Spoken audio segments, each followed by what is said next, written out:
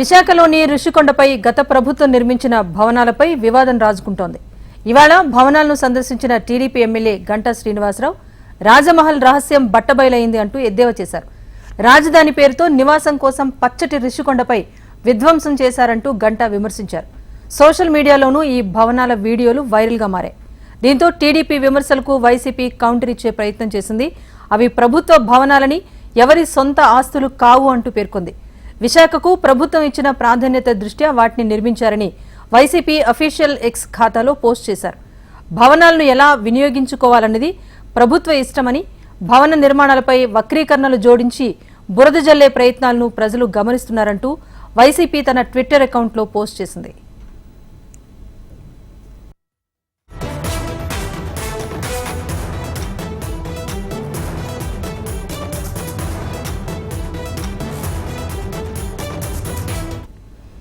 విశాఖలోని ఋషికొండపై గత ప్రభుత్వం నిర్మించిన భవనాలపై వివాదం రాజుకుంటోంది. ఇవాళ అక్కడి భవనాలను సందర్శించిన టీడీపీ ఎమ్మెల్యే గంటా శ్రీనివాసరావు రాజమహల్ రహస్యం బట్టబయలైందంటూ ఎద్దేవా చేశారు. ఈ నేపథ్యంలో అధికార, అటు వైసీపీ పక్షాల మధ్య ఈ అంశంపైనైతే వివాదం రాజుకుంటోంది. ఎవరి ఖాతాల్లో వారు వాటికి సంబంధించిన వివరణ ఇచ్చే ప్రయత్నం అయితే చేస్తున్నారు. దీనికి సంబంధించి అప్డేట్ విజయవాడ నుంచి మా ప్రతినిధి వినయ్ అందిస్తారు. వినయ్, చెప్పండి, ఋషికొండపై నిర్మాణాలకు సంబంధించి అసలు ఎలాంటి చర్చ నడుస్తోంది?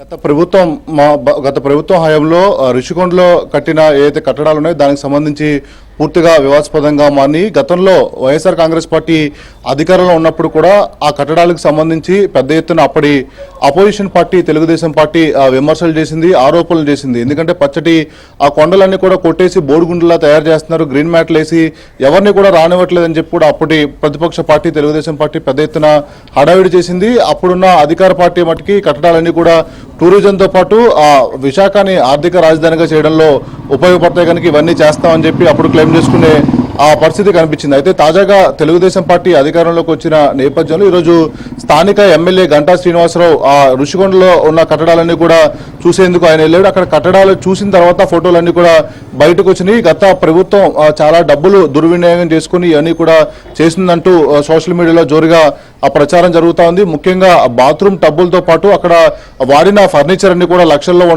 ఉన్నాయంటూ కూడా ప్రస్తుత ప్రభుత్వం ట్విట్టర్ అకౌంట్లో పోస్ట్ చేసింది. అయితే దీనికి సంబంధించి వైఎస్ఆర్ కాంగ్రెస్ పార్టీ కూడా తన YSR Congress party official Twitter అకౌంట్లో ఆ కౌంటర్ చేసింది. ఇప్పుడు ఏదైతే ఋషికొండ కట్టడాలకు సంబంధించి ఎవరి సొంత కట్టడాలు కాదు, సొంత ఆస్తులు కాదు, అవన్నీ కూడా ప్రభుత్వ ఆస్తులే, ప్రస్తుత ప్రభుత్వం ఎలా వాడుకుంటుంది అన్నది కూడా ప్రభుత్వ ఇష్టం అంటూ కూడా వైఎస్ఆర్ కాంగ్రెస్ పార్టీ దాన్ని ఖండించింది. దాంతో పాటు ఏదైతే ఆ కట్టడాలకు సంబంధించి ప్రస్తుతం ఆ సోషల్ మీడియాలో తెలుగుదేశం పార్టీ ఫోటోలు వదిలి వక్రీకరించే ప్రయత్నం చేస్తుంది. ఇవన్నీ కూడా మాని ఆ కట్టడాలను ఎలా ఉపయోగించుకోవాలనేది చూడాలని చెప్పి కూడా వైఎస్ఆర్ కాంగ్రెస్ పార్టీ ఆ కౌంటర్ చేసింది. 1995 నుంచి ఆర్థిక రాజధాని విశాఖపట్నాన్ని చేస్తానని ప్రస్తుత ముఖ్యమంత్రి చంద్రబాబు చెప్తున్నప్పుడు కూడా ఏమీ కూడా ఎందుకు చేయలేదని వైఎస్ఆర్ కాంగ్రెస్ పార్టీ ప్రశ్నిస్తూ ఉంది. 4 సార్లు ముఖ్యమంత్రి అయినా కూడా ఒక ప్రధాని కానీ గవర్నర్ కానీ ఎవరైనా పెద్దలు ఎక్కడైనా ఆతిథ్యం ఉండాలంటే వాళ్ళకి సరైన భవనాలు కూడా లేవని చెప్పి వైఎస్ఆర్ కాంగ్రెస్ పార్టీ క్వశ్చన్ చేస్తూ ఉంది. మొత్తం మీద ఇలాంటి ఈ భవనాలకు సంబంధించి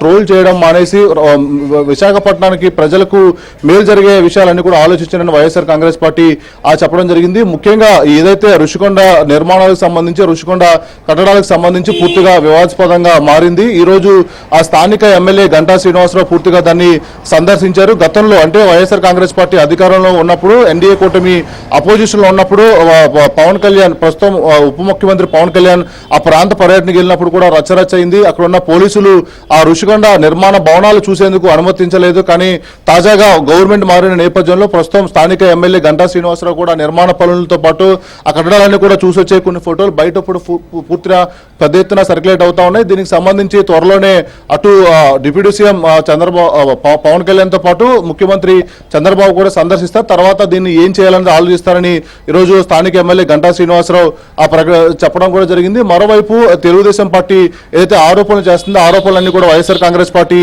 ఖండించింది. పూర్తిగా సోషల్ మీడియా అకౌంట్ ద్వారా కూడా స్పందించడం జరిగింది. ఆ కట్టడాలన్నీ కూడా పూర్తిగా ఏ ఒక్క సొంత ఆస్తులు కాదు, అవన్నీ ఆ ప్రైవేట్ ఆస్తులు కూడా కాదు, ప్రభుత్వ ఆస్తులే. ప్రభుత్వం ఎలా ఉపయోగించుకోవాలంటే అలా ఉపయోగించుకోవడానికి కూడా దానికి సంబంధించి ఒక ఖండన ఇచ్చే ప్రయత్నం వైఎస్ఆర్ కాంగ్రెస్ పార్టీ చేసింది. Rajeshwari. Right, thank you Vinay.